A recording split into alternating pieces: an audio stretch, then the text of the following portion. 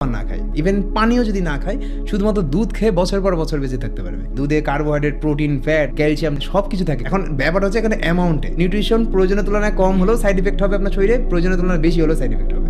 Carbohydrate যদি আপনি প্রয়োজনের তুলনায় কম খান, আপনার শরীরে শক্তি কমে যাবে, বেশি খেলে চর্বি বাড়বে। প্রোটিন প্রয়োজনের তুলনায় কম খেলে আপনার মাসল লস হবে, প্রয়োজনের তুলনায় বেশি খেলে কিডনির সমস্যা হবে, কিডনি প্রসেস করতে পারবে না। দুধের ক্ষেত্রেও same. American national library of মেডিসিনের রিসার্চ মতে একজন প্রাপ্তবয়স্ক ব্যক্তি দৈনিক সর্বোচ্চ 732 মিলিলিটার পর্যন্ত দুধ পান করতে পারেন। হ্যাঁ, অনেকে ল্যাকটোজ ইনটলারেন্ট। আপনি বুঝেন আগে যে কতটুকু দুধ খেলে আপনার পেট খারাপ হয়।